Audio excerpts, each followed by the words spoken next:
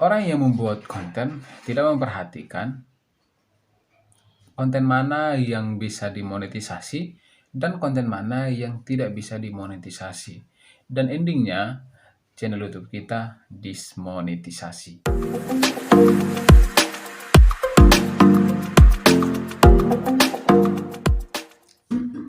Halo sahabat YouTube, balik lagi bersama saya di channel Theodorus saja. Di video kali ini saya akan berbagi lagi ya, bagaimana agar channel kita tetap aman dan terhindar dari dismonetisasi. Nah, ini yang sering terjadi setiap channel YouTube kita. Baru beberapa bulan kita dimonetisasi dan endingnya channel YouTube kita kena dismonetisasi. Ada beberapa faktor kenapa bisa dismonetisasi. Nah, ini karena kesalahan dari kita sendiri yang membuat konten. Orang yang membuat konten tidak memperhatikan konten mana yang bisa dimonetisasi dan konten mana yang tidak bisa dimonetisasi. Dan endingnya, channel YouTube kita dismonetisasi. Oke, di sini saya akan memberikan tips-tips kepada teman agar channel teman-teman tidak kena dismonetisasi ya. Karena ini kita sudah terlanjur dimonetisasi, kita sudah senang gitu, kita sudah senang, tapi endingnya channel YouTube kita kena dismonetisasi. Faktor-faktor apa saja yang bisa menyebabkan channel YouTube kita dismonetisasi? Yang pertama, karena channel YouTube kita mengupload video orang lain. Ya, tentu ya, YouTube tidak mengizinkan video orang lain yang sudah diupload ke YouTube, kemudian kita mengambil, lalu kita mengupload ulang ke channel YouTube kita.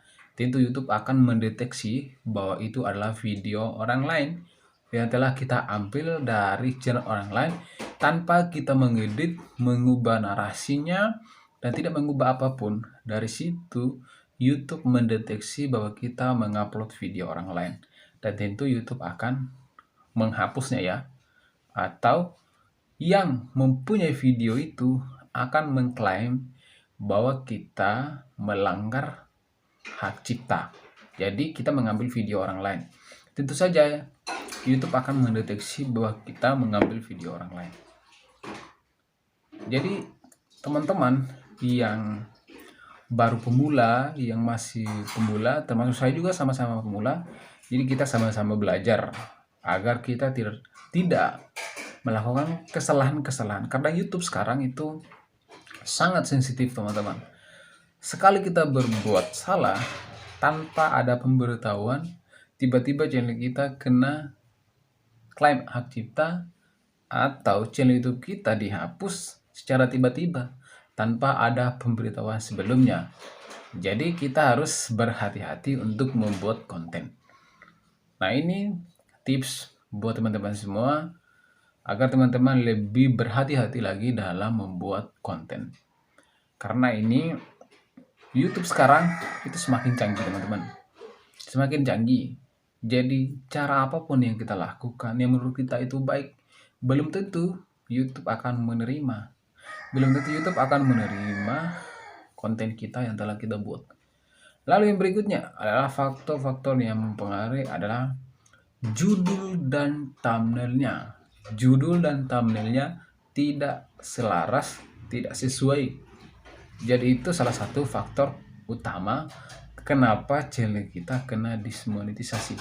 Misalkan judulnya tidak sesuai dengan thumbnail, kemudian deskripsi juga tidak sesuai, lalu isi videonya tidak sesuai, maka di situ YouTube akan secara otomatis akan melakukan dismonetisasi ke channel YouTube kita teman-teman. Jadi kita harus berhati-hati untuk membuat thumbnail, judul, deskripsi, dan juga konten. Itu yang paling penting teman-teman. Jadi saran saya kalau teman-teman membuat video, buatlah video yang sesuai dengan isi videonya, isi judulnya, thumbnailnya, sehingga video kita itu bisa dimonetisasi, sehingga channel kita tetap aman teman-teman. Itulah yang harus kita perhatikan teman-teman, agar kita tetap aman dalam membuat konten, sehingga channel YouTube kita tetap berjalan dan iklan kita masih tetap berjalan. Nah, kalau kita sudah didismonetisasi, maka percuma kita ngupload video karena kita sudah didismonetisasi dan kita tidak bisa menghasilkan uang lagi, teman-teman. Tidak bisa menghasilkan uang lagi. Jadi kita tunggu waktu yang sudah ditentukan oleh pihak YouTube untuk bisa didaftarkan lagi sehingga kita bisa dimonetisasi lagi. Jadi kalau teman-teman mau membuat konten, buatlah konten yang original. Buatlah konten yang bermanfaat.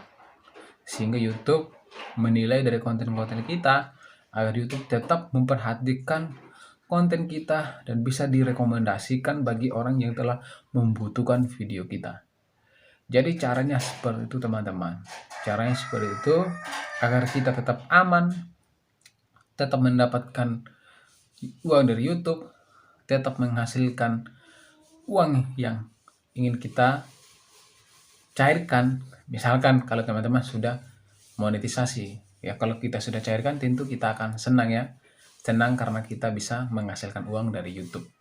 Jadi kalau teman-teman mau menghasilkan uang dari YouTube, maka teman-teman harus berhati-hati dalam membuat konten yang bermanfaat.